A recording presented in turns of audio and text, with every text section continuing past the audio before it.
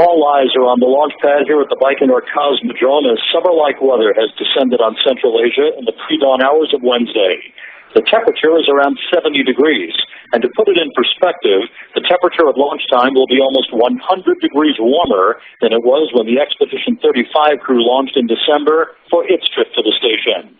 NASA is represented here in Baikonur for today's launch by Bill Gerstenmaier, NASA's Associate Administrator for Human Exploration and Operations, and Mike Seppardini, the International Space Station Program Manager. Officials of the European Space Agency are also on hand, led by its Director General, Jean-Jacques Dordain. After launch, officials and family members will gather back in the town of Baikonur at a local military town hall, where a special video feed will be set up to enable us to watch docking and hatch opening. Those activities used to occur at the Russian Mission Control Center for a typical docking 2 days after launch. But it would take us far longer to fly back to Moscow from here than it will be for the Soyuz crew to reach the space station. So we'll remain in Baikonur throughout the morning to watch the Expedition 36 crew double in size. That's it from a balmy Baikonur Cosmodrome in Kazakhstan. Now back to you, Kelly, at Mission Control in Houston. All right, thanks for that pad-side view, Rob, as we get ready for this launch, now scheduled for just 17 minutes from now.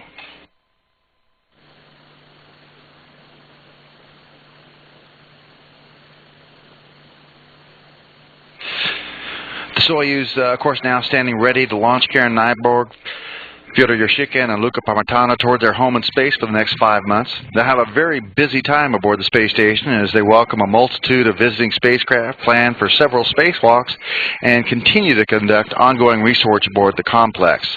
Let's take a look at what's in store for this Expedition 36 crew. The International Space Station's Expedition 36 and 37 is an increment filled with visiting vehicles and spacewalks, all on top of a packed agenda of scientific research. The ISS today is pretty much the pinnacle of space exploration art, and it shows how many different countries, dozens of countries, engineers, specialists can work jointly on one project and to work reliably. Some of the dozens and dozens of experiments are automated and monitored from control centers on Earth. Others require a helping hand from the laboratory assistants on orbit. Taking care of those human crew members is a top priority. The most important purpose of ISS is to learn, to study how people can live in space, how to make their life there more safely. And these crew members are subjects for tests designed to learn exactly how a human body changes during an extended period of time in space. Some of these tests can also have benefits for people who never go to space. For example, there's an experiment called Pro-K. It's a very simple experiment, apparently, where we're going to look how a diet can influence that loss of calcium from our bones, which could have an impact on the treatment of osteoporosis for people on Earth. Another is called Sarcolab. We will be looking at how the sarcomeres, which is it's part of our muscles, how do they work? How do they interact? What happens to them when they are put in a condition that is different from what they're used to? As in weak due to no gravity to work against, similar to the condition of someone who is bedridden. Another area of concern is ocular health, since it's been discovered that some crew members have been coming home with diminished vision. And it's not known exactly at this time what causes this, but it's an important thing, especially if we're going to be spending longer and longer times. Will it get worse as the time goes on? And so they're really starting to do a lot of experiments with us, taking images of the retina, taking pressures, looking at your, getting eyesight checks throughout the mission. The station crew is also learning about technology that can have an impact on the ground.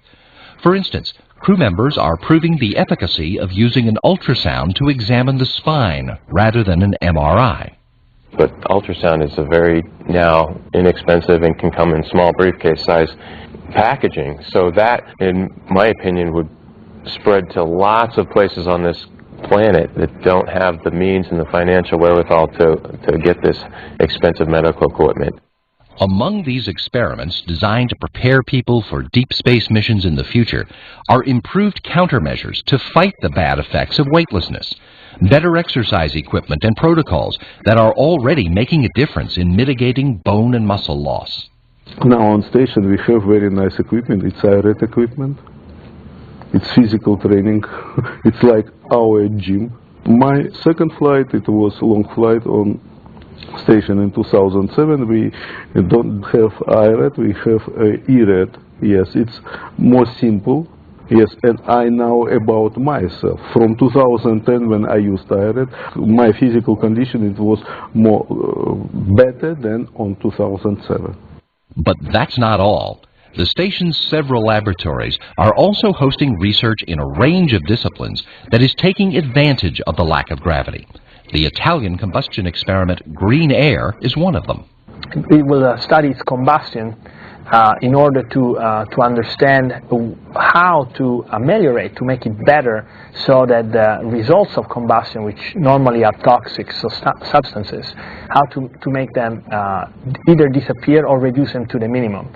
A lot of the processes that take place on Earth, as in fires, combustions of materials, solidification of materials, flow of liquids, all of that is highly affected by the force of gravity. And all of that, along with Earth observation, technology development, and education, are being studied on this mission. During expeditions 36 and 37, the crews expect to greet most of the cargo vehicles that are keeping the International Space Station supplied. The fourth of the European Space Agency's automated transfer vehicles.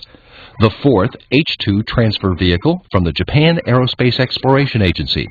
A visit from a Russian Progress freighter. And we're also hoping that in the period of time that we're there, we'll get the vehicle from the Orbital Sciences Corporation, the Cygnus vehicle. It will be, potentially we will get their first demonstration flight. And so that would be very exciting. All of that visiting traffic is scheduled during a very busy period for spacewalks. The EVA frenzy kicks off in late June, with veteran spacewalker Yurchikhin and first-timer Mazurkin replacing a fluid flow regulator on the Zarya module, testing the station's Kurs automated docking system equipment, and removing an experiment from the exterior of Zvezda. In July, there are 2 spacewalks planned for Cassidy and Parmitano, who will become the first Italian spacewalker in history. The tasks for those EVAs include replacing a failed transmitter-receiver box for the space-to-ground communication system, routing power cables from the U.S. segment to the Russian segment to support a new Russian laboratory module being prepared for launch, retrieving scientific payloads, and relocating other hardware. In August, Yurchikhin and Mazurkin go back outside twice. First, they'll concentrate on routing those power and data cables from the U.S. segment along the length of Zarya into position at Poisk to later be connected to the new Russian lab. And on the second EVA, they'll install hardware for a new optical telescope and retrieve science experiments. And then crew changes take over. In mid-September, Vinogradov's Soyuz crew departs. Yurchikhin assumes command for Expedition 37. And shortly thereafter, he greets the arrival of veteran cosmonaut Oleg Kotov and first-time flyers, astronaut Michael Hopkins and cosmonaut Sergei Rosansky. After just 6 weeks together, they'll all be joined by cosmonaut Michael Turin and astronauts Rick Mastracchio and Koichi Wakata, who arrive only days before Yurchikhin, Parmitano, and Nyberg depart for a landing in Kazakhstan to wrap up their on-orbit part of humankind's ongoing effort at exploration. 50 years from now, we will use the science and the technology that we are creating right now, and that's why I'm proud of the very small contribution that I will be able to give in my 6-month increment, because I think that I will be opening the doors for future generations to be able to go farther away.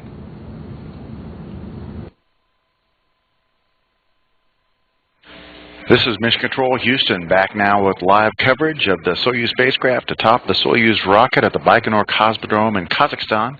We are now 8 minutes and 30 seconds away from the upcoming launch of this trio of spacefarers to the International Space Station. Here's a good view of Karen Nyberg in the Soyuz capsule, and Fyodor Yashkin is obscured a little bit by the several different stuffed animals that will be used as zero-G indicators. Those are among them gifts from his daughters, and also a gift from his high school teacher that will be used as a talisman for the mission that is designated Olympus by its commander. Right now, at the 7-minute 58-second to launch mark, the gyros are in the uncaged position and recorders are being activated. The pre-launch operations will be completed at the L-7-minute mark in just 45 seconds from now. At 3:25 p.m. Central Time, the final launch countdown operations will go to auto, and the launch complex and vehicle systems will be ready for the upcoming liftoff.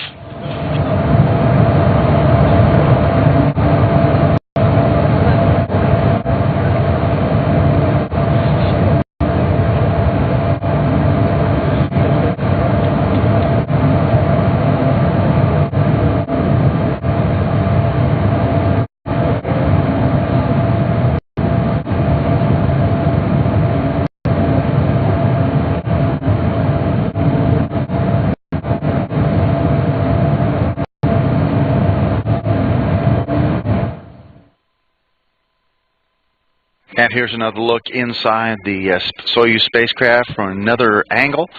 This shows at the bottom left of your screen Commander Fyodor Yashkin of the Soyuz vehicle, who will eventually become commander of Expedition 37 aboard the International Space Station. In the upper right-hand corner is Luca Parmitano, the European Space Agency Italian astronaut who's making his first flight to the International Space Station, and his first space flight in general.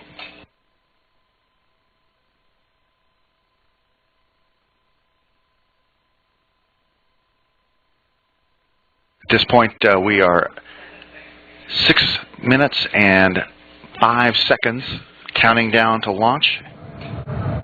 And at that L-6 minute point, final launch countdown operations move into their auto sequence. And that means that the launch complex and all vehicle systems are ready for liftoff. At this point, the commander's controls become active, and the crew members begin closing their helmets at the L-5 minute mark. And they will insert the launch key, and yes, it is a real launch key, in preparation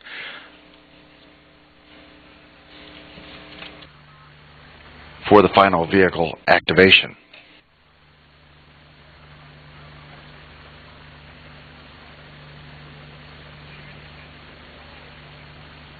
The ground teams will command that launch key into its start position, commencing the final stages of this countdown to launch.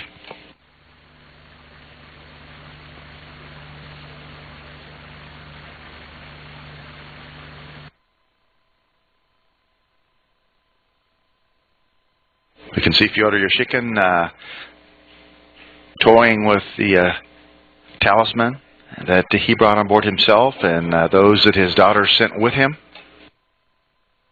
At this point in the countdown, the Soyuz first stage steering jets are in the ready to launch position, and ground commands have been received from the rocket, and they're indicating that all primary and backup systems are ready for launch.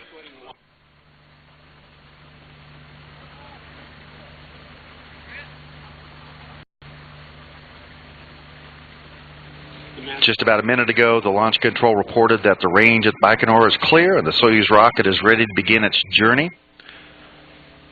We're now at the T-4 minute mark, and onboard systems have been switched to onboard control. The commander's cockpit displays and controls have been activated, and the crew members, as mentioned, are closing their helmets, which puts them on suit oxygen. And we see that they have completed that work, and they are on now suit oxygen. fuel lines, and other elements of the product, ongoing research aboard the complex. Let's take a look at what's in store for this Expedition 36 crew. The International Space Station's Expedition 36 and 37 is an increment filled with visiting vehicles and spacewalks, all on top of a packed agenda of scientific research. The ISS today is pretty much the pinnacle of space exploration art.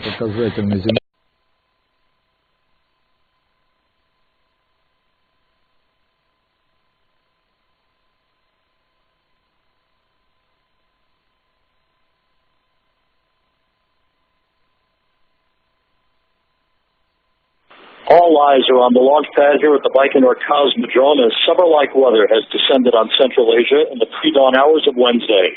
The temperature is around 70 degrees, and to put it in perspective, the temperature at launch time will be almost 100 degrees. Thanks for that pad-side view, Rob, as we get ready for this launch, now scheduled for just 17 minutes from now.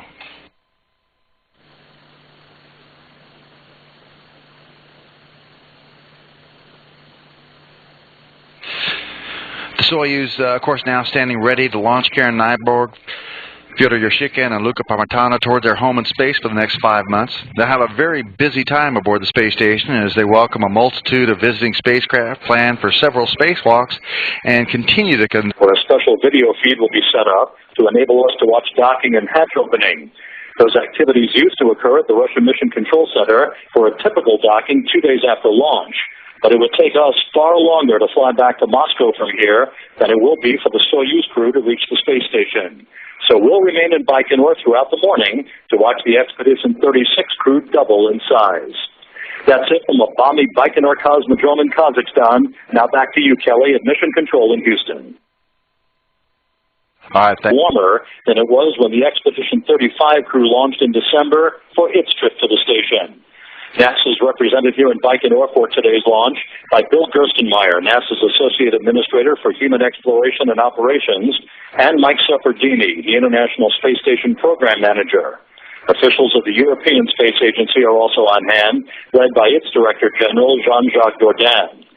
After launch, officials and family members will gather back in the town of Baikonur at a local military town hall.